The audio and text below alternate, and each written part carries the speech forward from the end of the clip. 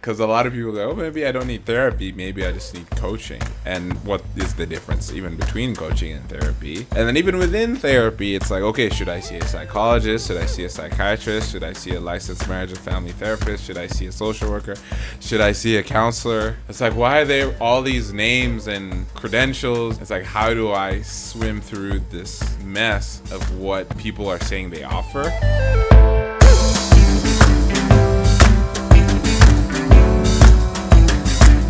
And we're back. We're back. Oh, which reminds me. Oh, Look at this. Here you go, sir. Get out. Special. I was just wondering for today. Okay, so for context, I was like, first of all, we didn't have any drinks, and Dale had waters. And then you took away the waters, and we hit record, and I'm like, wait, we don't have drinks. We do now. And you found Stony Tangawizi.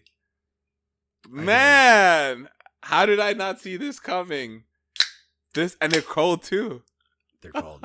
Have you tried it yet? Not yet. This will be your first time? On video. Oh my goodness. This should be sponsored by Stony at this point because... Well, let's hope you like it. I hope so too. Yeah, so... Because it was a long time in the making. So we'll see. Wow.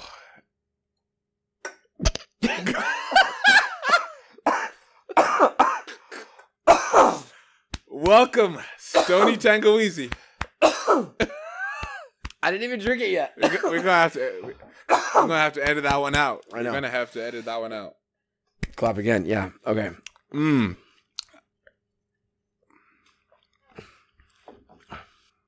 What do you think? It's good. Mm-hmm. It's, even though I coughed a second ago, I don't know why I did. Yeah. It's a little sweet.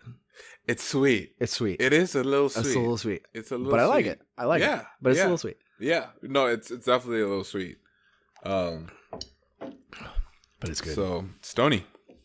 Thanks, man. This is a great surprise. Good. I did not see this coming. Good. Wow. Fantastic. Cool. I think it's a Coke product. Yeah. Yeah. So, It's delicious. sponsored by unofficially, right? Yeah. Cool. Well, Dale, I feel like this is a special episode. Okay. One, first of all, just thanking our listeners for the watch time, the subscribes, and the likes, and the comments. Because today's episode is actually the first listener-inspired topic. So, yeah. I don't know if... Yeah. So first of all, for those of you guys who have been listening, thank you. And please remember to subscribe, like on YouTube. Right.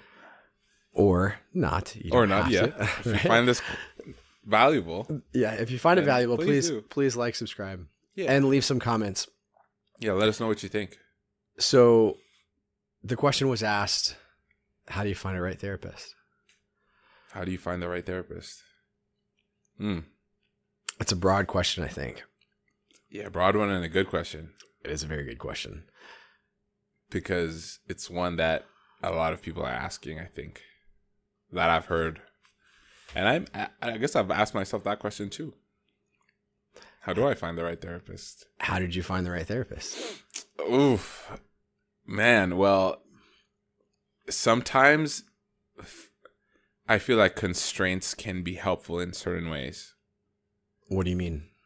So the first time I went to therapy, I was living abroad at the time, and I was working for a certain company that had certain insurance plan, which many people listening, that's how it works. And ideally you want insurance to cover your therapy. And so the constraint there was, okay, I have to find a therapist that covers my insurance. And specifically at that time, the company I was working for had a agreement with a agency or a practice, and they're like, "Hey, if you guys get therapy through these people, we'll reimburse even more sessions than if you went for just a typical therapist in network." So that constraint, or in a way, I don't know if that you call that a constraint, but it was just like, okay, this seems like the easy path. And from there, I had a consultation with, I forgot the name that they call them. Like there's somebody at the practice who would have a consultation with you and basically match you with the right therapist based on your issue that you're dealing with. Maybe some things that you feel like were important. Like, is there something that maybe your beliefs or your values or something that you feel like your therapist needs to understand and appreciate? And I'm forgetting what I put down because it was many years ago. And they matched me with a male therapist. I think I asked for a male therapist, and it was great. It was great. Now, my experience does not seem to be the experience of several people I've spoken to. The first time around is not usually a great fit. And so I don't know if my search really applies to other people. Was it easy for you finding a therapist, or? Yeah, that's a good question. Not. So I think my case was actually similar. I started seeing a therapist for the first time when I was in college, early, like freshman year of college. And I went to one that was local on the campus. And I still remember it, like out of convenience. Okay. I didn't have any money. I didn't have, at that time, I didn't have insurance either, except through the school. So I was beholden to, all right, you get what you get here. And I would say, thankfully, I also had a positive experience as well. I didn't really know what to anticipate. One thing I knew, though, I would say I knew, or I had an idea of what my problem was. And I think sometimes,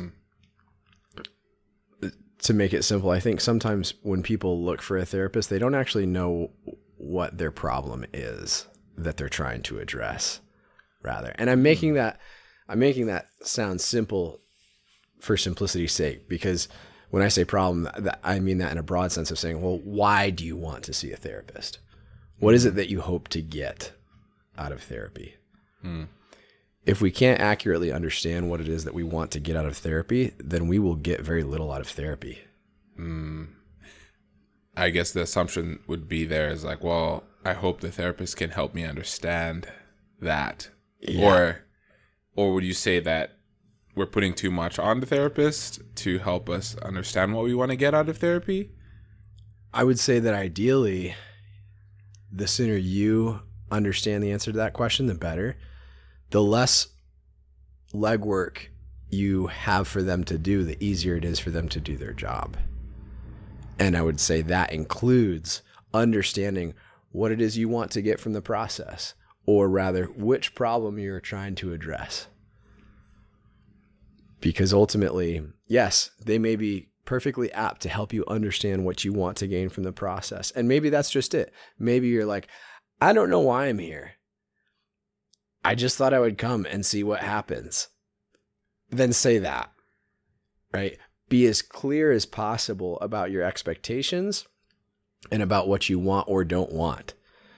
So I think that is extremely helpful when understanding, hey, who should I go see? Now, we also live in a day and age in which, hey, there's specialties for everything, right? Yeah. And so certifications for everything, specialties for everything. I think even beyond that, though, what you get can largely be predicated upon how well you align with the therapist and how well you respond to their cues, or rather to what it is they are trying to operate within. So what I mean, approach. Yes. What I mean by that is just that, their approach, right? There's so many different approaches to therapy, right? Like we've talked about a few of them on the show, as far as like, okay, there's family systems, there's dialectical behavioral therapy, there's cognitive behavioral therapy, there's psychoanalytic therapy, existential therapy, right? And to be clear, there's very few therapists that actually operate only in one sphere, and that is it. Right. And I think in school we're not encouraged to box ourselves into one. Yes. approach. Now, I would say the folks that typically do that more so than others, right? A lot of your folks that are going to operate within, say, the sphere of dialectical behavioral therapy and then also psychoanalysis, right? So psychoanalysis is this whole other thing. That's your classic picture that you're going to see of people laying on the couch and like offering up, free association and that sort of thing. Essentially what that means is you're literally saying some of the first things that come to mind. I'm not a psychoanalytic therapist. You're not? No, I don't. My couch is out here in the waiting area. Right. Right. So now again, you can lie on the couch as you wait. Exactly.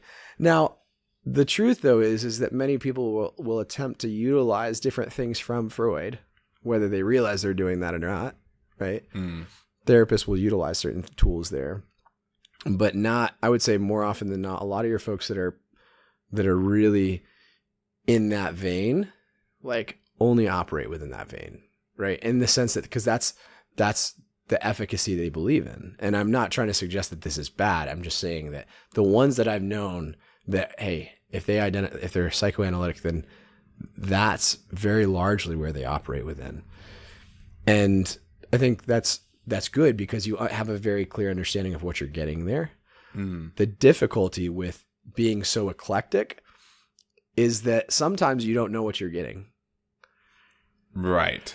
And I feel like the average citizen doesn't have enough context to discern about what approach that they're receiving at the moment. Like when I talk to my therapist, is he using CBT? Is he using EFT, person-centered, or like what is he using? Some people do, because like you said, some approaches are very like explicit in terms of like, okay, we're now going to work on a worksheet, right? CBT is, it's lots of worksheets and like, we're working on identifying your thoughts and your feelings and your behavior. But I think for many people, you're not really sure what approach your therapist is using, but maybe you're sure that they have expertise in the area in which you seek help. And I think, at least for me, that's what appealed to me at first when I first sought therapy. Is I just want someone who has helped people with my issue. What method they use, as long as it works, right? I would agree with you. I think sometimes, though, this is where it gets tricky. Okay. Right? When we start evaluating, well, what is help? Right? What is helpful? Like, are we talking like, hey, the goal for me is to, let's say, and again, this is one actually that I seldom see people for, but I'm using it as an example because it's simple. But let's say I want to stop smoking, right?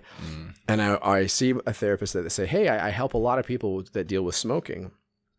That may not be the same thing as the people that come to see me stop smoking after 30 days or 60 days or 3 months. That may just mean I help a lot of people who have difficulty smoking. So there's no specific outcome. There may not be specified. Exactly. There may not be a specific outcome that is specified. So I would encourage you, hey, if you're looking for a therapist and you have some things that are specific to you, then bring that up, right? And be sure that, hey, when you're looking on their profile, when you're searching for them online, that there's as many specifics as possible that meet what it is you're trying to get, right? So if it's specifically like, okay, I'm trying to decrease intensity, frequency, and duration of this thing, right? To use some therapeutic language, right? Or rather a more CBT model language, right?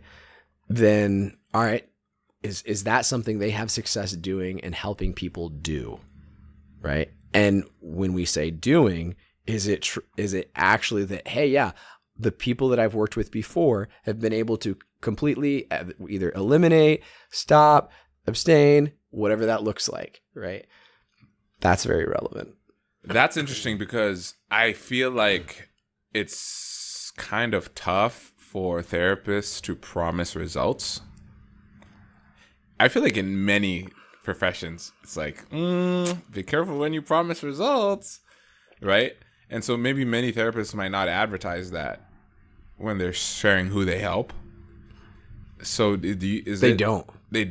No, they don't. No, I would say that, and most don't want to because it's a very dangerous game. Yeah, from like a liability perspective. From liability, and then from people feeling like, you said you would help me do this if I only asked. But the nature of therapy, if people understand it correctly, is I would say the simplest way to say it is you get what you put in. Yeah. Right. Because it's not just a therapist who's going to, it's not like you're being served food at a restaurant. No, like therapy quite literally, I think the easy thing to say, like whether it's from a comedian standpoint or not, like it is work because, okay, effectively you're having someone be able to evaluate your situation from a professional perspective. And if we're dealing with a specific type of problem, then hopefully that's something that they've dealt with and actually helping people find realistic solutions and then walking with them through those solutions. Now, if therapists listen to what I'm saying, they'd be like, okay, he's coming from a certain angle or bent, right? Which angle? Well, so what I just sounded like there would be like solution-focused therapy, right? Okay. The moment that I used the word solution or anything, like, okay, right. It's a dead giveaway, right? Yeah. But on the same token, though, I think it's very important, again, to reiterate, hey, you get what you put in, right? Results may vary, and they do, but you get what you put into it. If you work hard, if you're willing to have a lot of self-disclosure, if you're able to see how you've gotten in your own way, then you might be able to get something from therapy. Might. Right. Now, again, I said something similar to this in the disclosure topic from episode 1, I think it was. And I think where that's relevant is that hopefully therapy helps us find a greater meaning and purpose to what we're doing and what we're pursuing in the first place. Now, where this comes into play is even if, let's say I'm an alcoholic and I want to see a therapist because I haven't been able to stop drinking, right?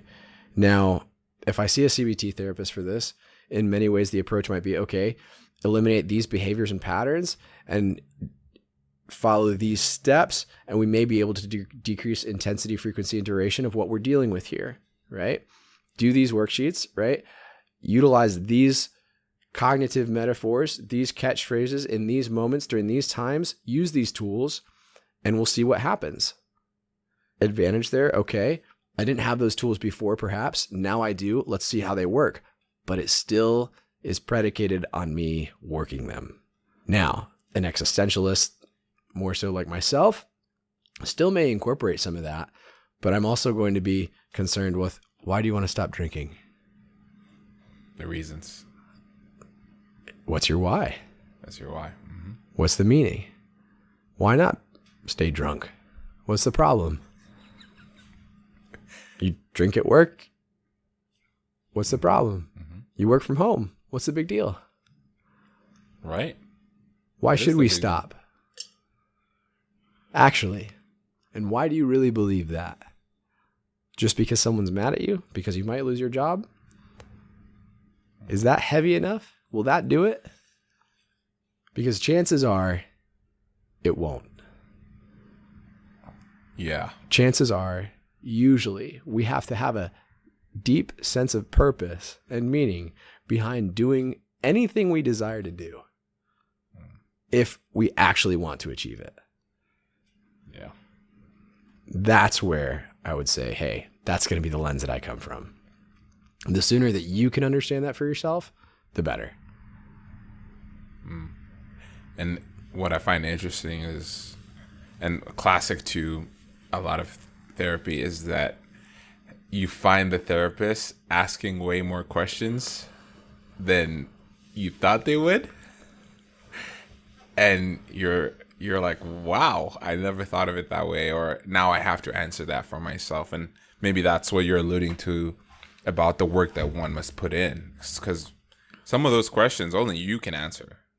Like that deep sense of why, that deep sense of purpose, therapists can't answer that for you. And if they do, maybe then that's their why. That's not your why, right?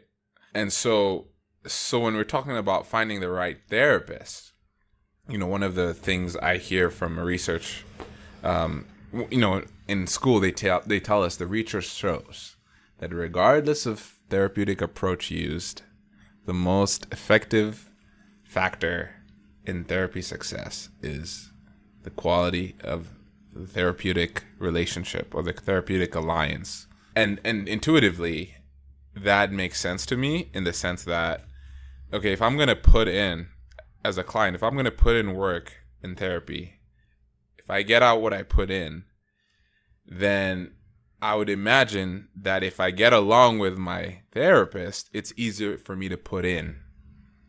Otherwise, if I'm finding roadblocks, if I'm finding the therapist is maybe not getting me, I'm trying to share something and like it just seems like the relationship is off, then it's just harder for me to put in. And therefore to get as much from the therapeutic relationship and the therapy experience. How does that land for you in terms of? I agree with that 100%. Yeah.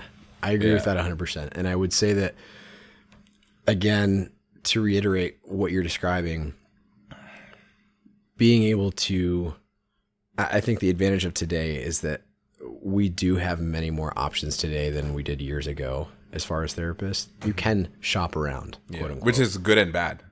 Yes. There's the idea of the paradox of choice. Yes. Where they did studies and, if you go to a store and you see like 10 jellies for you try and get peanut butter and jelly and you see like 10 jellies in the store, it's actually going to be harder for you to choose if you have 10 options versus if you have like 3 or 4 or 2. And so it's created a new problem, a good problem, but also a problem nonetheless, because then analysis paralysis kicks in and then you're like, well, I'm not even going to look because where do I start? Yes. And I would say, to sum it up perhaps and to make some clear points, where we start first is to say, okay, what do we want? What are we trying to achieve? What is the problem? Can we identify those 3 things, right? What do we want? What are we trying to achieve? What is the problem, right? Now, I think perhaps even a stronger underpinning to this now is going to be, why do I want these things, right? Why do I want to address these things, period, right? If we're talking about the problem, for example. I think if we can identify those, then we can start to zero in a little bit more specifically around, all right, what type of therapist I would like to work with. Now, the tricky part is, as we said earlier, there's a lot of different modes of therapy, and there's a lot of different perspectives at how to approach a problem. So I think what matters more is what you were alluding to is, hey, when I walk in this therapy office, do I feel comfortable with the setting and with the person that I'm talking to? Mm-hmm. Because potentially they're going to know all my dirty secrets.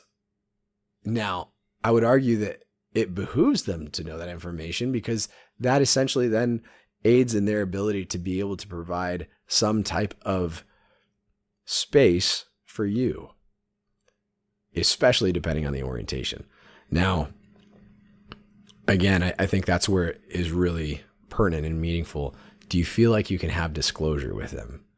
Do you feel like this person you're talking to is one you can simply talk to and also hear feedback from? I think that's a very important one. Most therapists, I would argue, aren't going to give a whole lot of feedback or any type of confrontation. Mm-hmm. So when they do, can you hear it? Yeah. Because it may not happen that often. Now, maybe some will give it more often. Can you hear it? Can you receive it? Mm-hmm. Are you going to shell up? If they say something or provide some type of feedback and it bothers you, will you tell them? So that they can... So you're saying that, are you able to tell the therapist if you're not happy with something that they're doing? Yes. I'll never forget. I was with a therapist that I really enjoyed working with. It was telehealth, and it was during COVID, and great guy. Really enjoyed working with him a lot. And he made a remark that I felt was it was indicative that perhaps he didn't understand the environment that I came from. and perhaps certain not attachments, but rather perspectives that I might have held, right? And it bothered me that he said that. So I told him. And I just told him right after that. Now, I said, I don't like that happened just now. Mm-hmm. And you know what he said? I'm really sorry. And I can see how you wouldn't like that.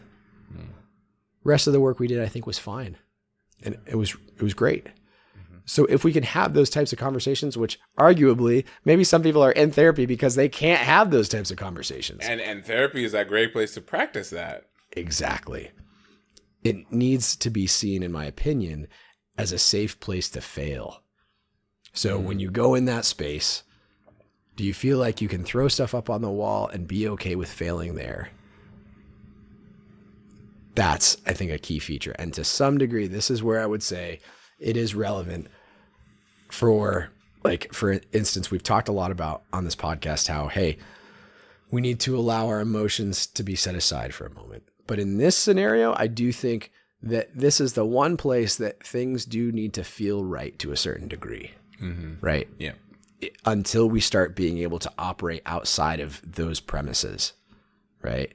Initially, if that's all we have to go on and we're not at the place to where we can really still do something that's difficult and that we're uncomfortable with, right? Because we may be uncomfortable with therapy to begin with. So at the very least, it needs to at least feel okay, right? Even as much as I'm not like a big on allowing emotions to drive the bus to a certain degree, I think that, hey, as much as possible, let this feel okay. Because ideally, there should be a good amount of work that's put in to challenge that. And you need to be comfortable with failing in that setting. Yeah, right. It's that idea of developing, even in a normal friendship or, when you're friends with someone, you need to have a certain amount of like relational equity in order to get a level deeper in terms of like giving feedback that might be that may seem hurtful, uncomfortable, disclosing certain information about yourself.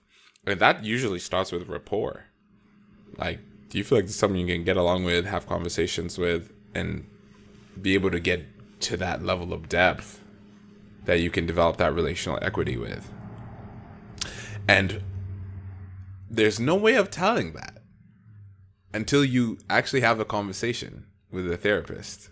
Because I think that's another thing is like we try to gain so much information out of maybe the Psychology Today profile or wherever you're learning about the therapist. Word of mouth, I think, is very helpful because you can get the vouching of someone else's experience. But you really have to have the initial conversation to be able to begin to feel it out. It's very similar to like dating, advice where it's like, you're not going to know if you want to marry this individual the first 10 minutes of you guys meeting. Like you have to like give it at least in the dating world, we say give it at least 3 dates. But I'd say, and it's helpful when therapists provide like a 15-minute free consultation, which usually, if you go on Psychology Today, if you guys have not heard of Psychology Today, a lot of people find their therapist on there. They have a lot of helpful like search filters. I've found a therapist on there myself before, right? So psychologytoday.com, go on the search bar. You can search by your issue you're dealing with. You can search by your insurance. You can search by a whole host of different filters. And I'd say try to use that filter as much as possible based on what we just talked about in terms of what you're dealing with, what are your goals. And then when you look at the profile, does that person offer kind of an initial conversation so you guys can get a feel of like, hey, is this the right fit for me? Is this person someone I can develop some rapport with and potentially get deeper with? No, I think those are all great points, and I would agree with him 100%. I think that the more we also understand what we don't want is also hugely helpful.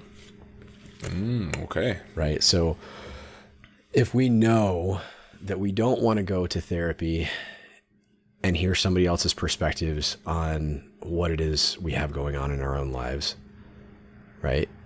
Then say that. If you know what you don't want is just to hear yourself talk, then say that.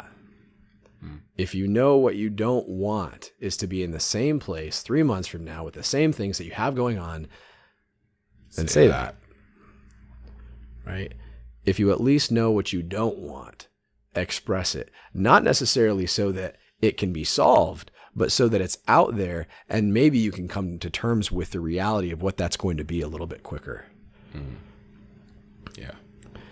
I think I've heard many cases to where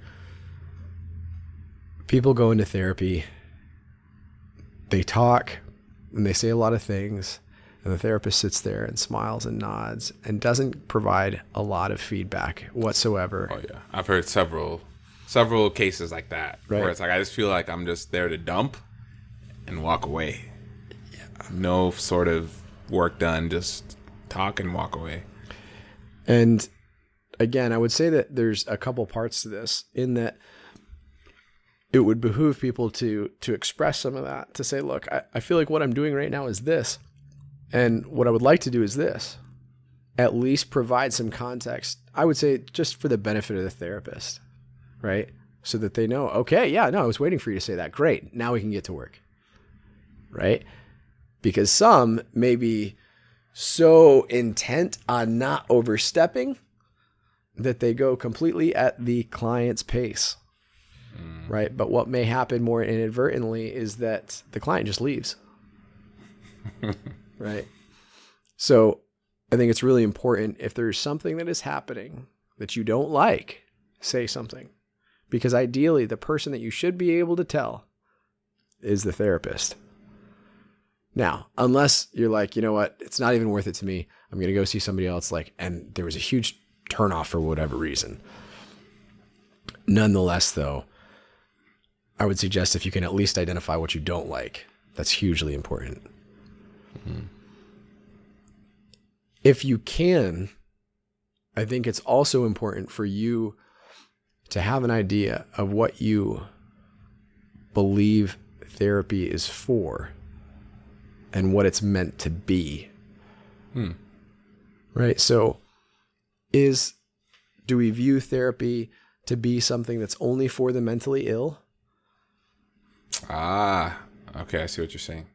Or do we view therapy as something that it's, all right, this is literally the same thing as if I strained my bicep and now I need physical therapy, right? But there's some parts of my brain that, all right, perhaps developed in such a way that I need some support. Yeah, some emotional muscles. Yeah. Cognitive muscles. That need some conditioning. Yeah, some conditioning, right? Yeah. So which is it? And that's what I would suggest people to answer, is insofar as much as possible. So obviously, we've talked about this some already, but from an existentialist perspective, the guy we talk about a lot on here, Frankl, it's like he believed that the purpose of psychotherapy was to help people find meaning in their lives. Sounds vast. That's vast. Yeah, that's broad. Right? And it sounds very broad. But if you think about it, you can start to zero in on a lot of things that potentially provide a lot of dissatisfaction for people, right? He was famous for saying that when people don't have a deep sense of meaning and purpose, they distract themselves with pleasure. And that was the lens that he was coming from. Solve that problem. And then we've solved another vicariously. So, as an individual, do I know what my problem is? Can I identify it clearly? Can I tell someone about that clearly? And can I hear feedback that they may have for me reasonably? And to a degree, you got to take a risk. Oh, yes. 100%. Because it might not work the first time. No. Might not. Yeah. And that doesn't mean because it didn't work the first time that it doesn't work in general. Which is another pitfall I've seen. It's like, I tried therapy. It doesn't work. it's such a funny thing to hear because ultimately it's literally like saying physical therapy doesn't work. Well, for what? I tried exactly? It doesn't work. For what? Are we like, we're literally trying to say physical therapy all across the board doesn't work. No one would ever said nobody ever. I don't think. Right? Because what exactly are we trying to help? What exactly are we attempting to achieve? What are we trying to get from this process exactly? And I would say most often when people say that it doesn't work, it's because they don't know what they wanted. Yeah. They didn't know what they hoped to get. And possibly they weren't willing to be vulnerable enough to achieve it in the first place.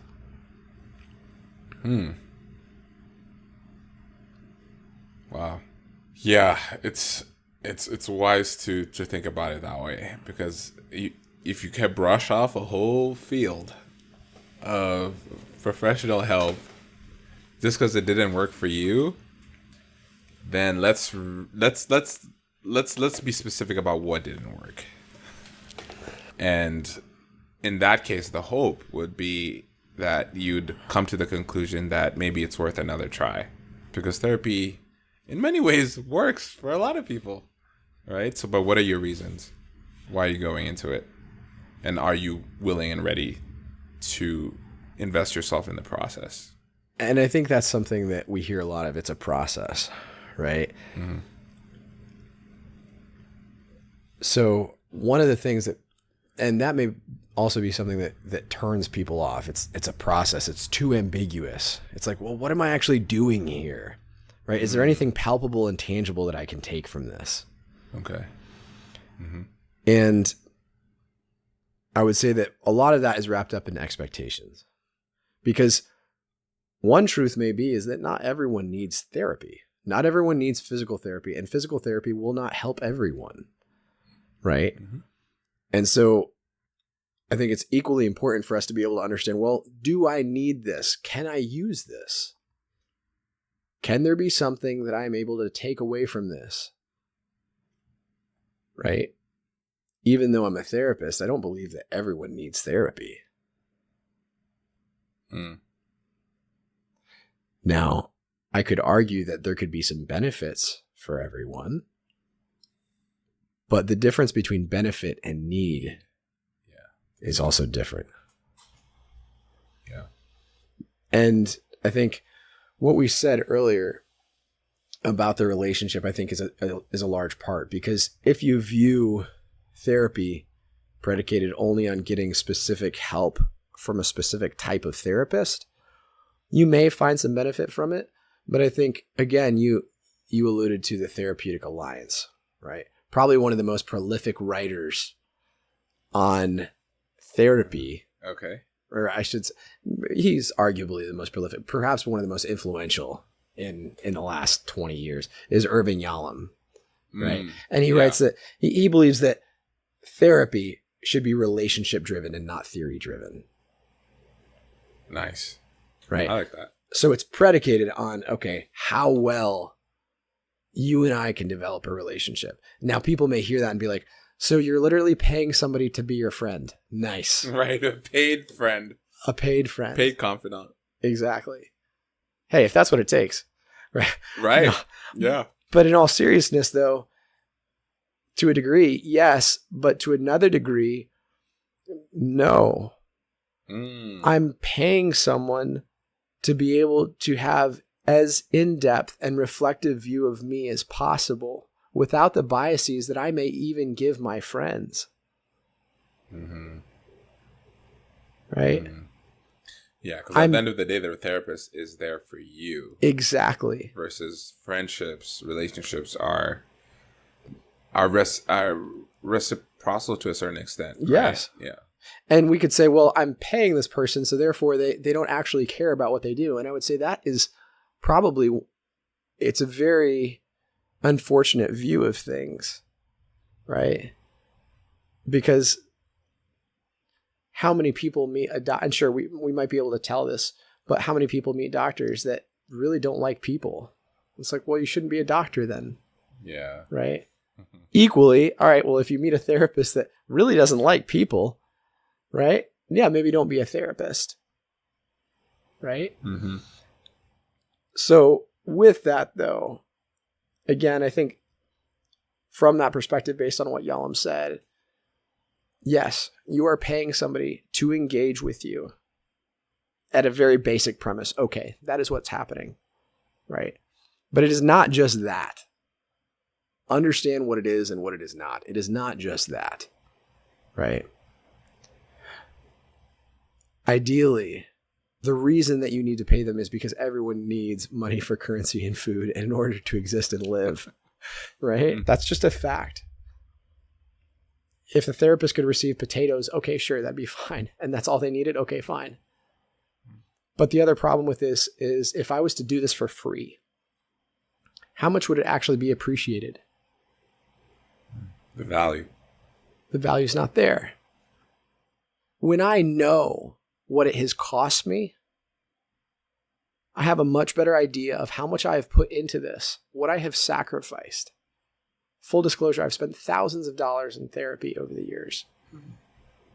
Same. Right? I don't think that it was meaningless. I learned a lot. And it's good that I did because it cost something. Mm-hmm. So I had better.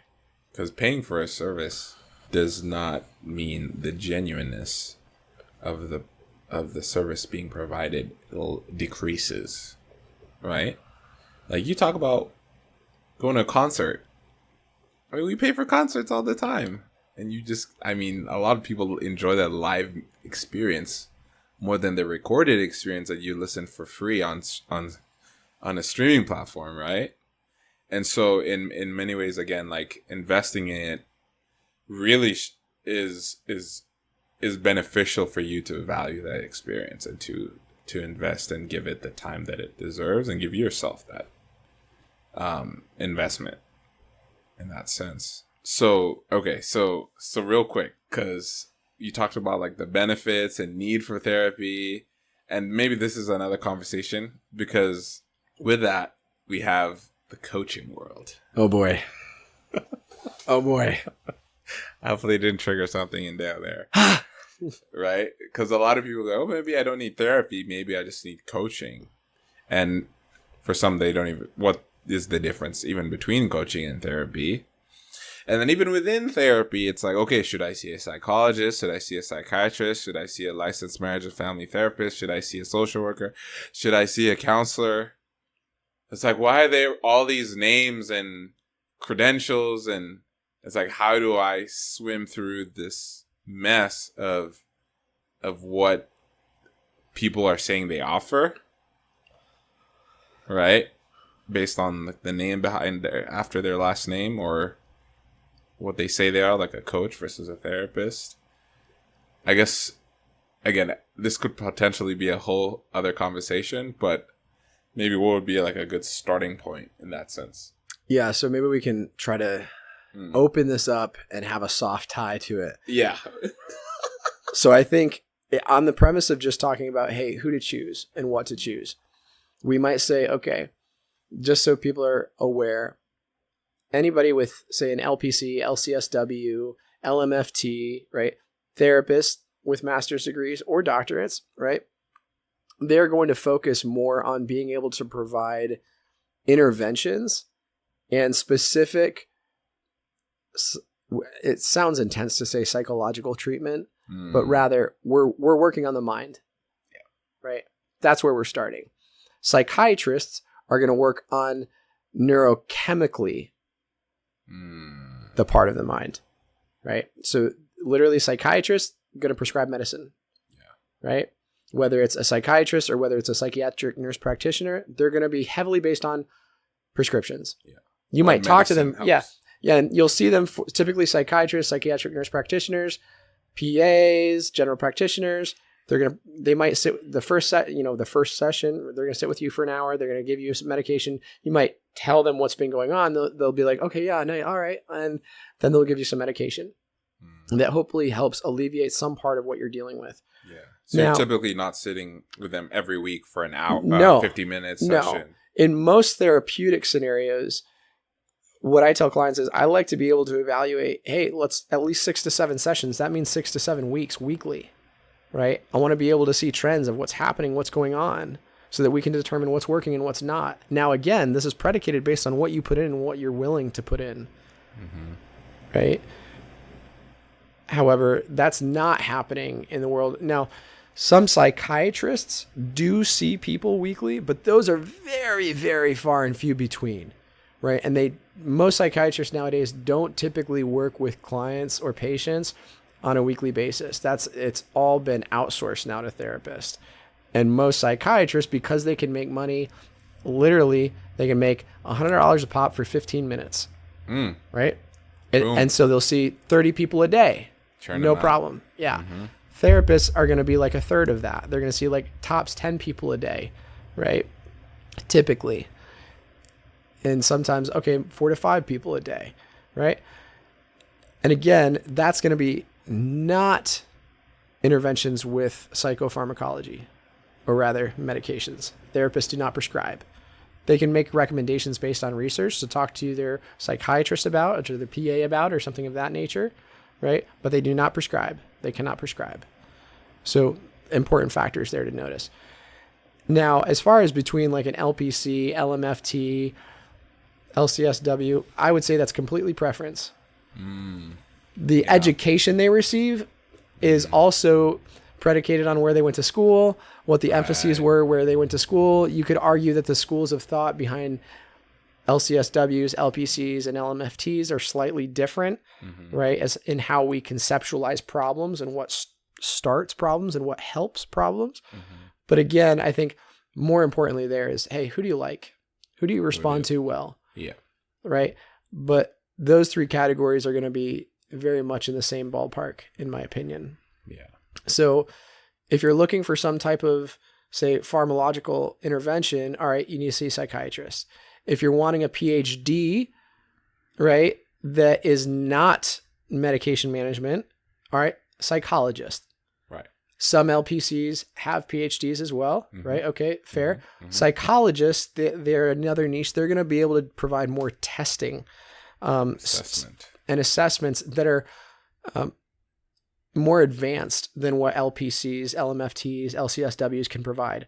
We can still do those assessments, but a lot of the more advanced ones we cannot provide. We need a special licensure to be able to do so.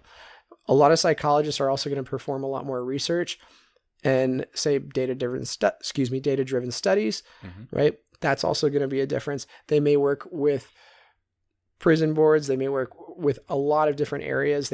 Again, PhD, you're also able to teach in most scenarios. So that's an added benefit there. As far as their therapeutic ability to provide something different from an LCSW, LPC, LMFT, I don't believe there is much different. In fact, many people with a PhD aren't even licensed therapists in the sense that they haven't accrued enough hours to provide therapy. The thing is accruing those hours. Yeah. Getting those hours in with people. Yeah. So like that's again, they're different worlds in some ways, but in many ways they're similar. So again, if you're wanting somebody with a PhD, see a psychologist, unless the LPC, LCSW has a PhD. The difference there is people with PhDs, they can teach and they can provide some different assessments. And those are the big factors. The assessments often come into play when it pertains to schools or colleges, right? If we need a particular assessment done. Sometimes work environments as well. A lot of LPCs, though, can provide some of the same assessments. Yeah. It's just not known. Yeah, it's right. It's less known. So I think that perhaps ties a little synopsis on there in brevity of, okay, here's some of the short differences. The differences, yeah. Yeah. Right. And we should touch on coaching in a different episode. Yes. But I do want to lastly talk about values, because I feel like a lot of people feel maybe that they need to find a therapist who might agree with them on certain areas. So let's say if they're faith, if you are a person of faith, you're wondering, okay, do I need to find somebody who shares the same faith and values that I do? How much should they agree with me on? Whether it could even be politically or not, right? Or are therapists able to accommodate my value system, even if they personally don't share those values? Because then that would determine, like, okay, should I find a therapist who agrees, not only deals with my issues, but has my same value system? No, I think that's a great question. I think the short answer is that no one lives in a bubble. As much as therapists want to, they all have their own biases, including me. Okay, because that's important, because we're trained that we're trained that it's all, hey, you be independent, right? You bracket. Yes. Right? It's called bracketing, where you're supposed to put your views aside and adapt to what the client is bringing in, even if you like diametrically opposed to an indiscriminate opinion. Yeah. Right. Indiscriminate view of and that's literally impossible. I think some people do a better job at it than others, but I think inherently, because you are talking with a person, right, not a computer, inherently, it is impossible to do that completely. And I think that's what may be the unspoken thing that comes up in therapy for folks more often than not, is that they're like, I don't know about this. Something feels off. Now, I will say some of the most fruitful counseling relationships that I've had with people, clients or patients, have been ones in which we were aware that the values were different. Yeah. Same. Yeah. And they brought them up front. They were like, hey, look, this is where I stand on this. And this is a little bit about me here. Is that a problem for you? And I said, hey, I don't care what you do, rather, right? That is not my business. It's not how I live, obviously. Right? So that's going to be different. But just the fact that they said that and were willing to bridge that with me gave a much greater opportunity at rapport between the two of us, because now it's like, all right, hey, we've put this elephant in the room out here. This is where we're at now. Yeah. Right? Right. And we can be here, and that's all right. We've already addressed that issue. It's to the side. Right. And so I think it's really relevant then, if you have things, again, ideally, even the therapist may ask that question to say, hey, so you, and case in point, like I've had conversations with clients, like obviously we run a practice that we're faith-based, right? We don't just see people that are from a faith perspective though. Right. Or religious orientation. And so I've had people admittedly say, okay, like I'm agnostic or I'm atheistic. And so I'll bring that up in session to say, hey, look, obviously you saw this on the disclosure. Do you have any questions about this? Because it's not my job. It's not my position to try to convert you to my religion. Yeah. Right. That's not what I'm trying to do here. Right. You know that that's not the orientation or what I hold here. Right. Can we be comfortable moving forward given on a few specific things that we're trying to work on? Because I think it also depends on, hey, this is where it's really important. What are you trying to achieve from therapy? Right? What are you hoping to get from this process?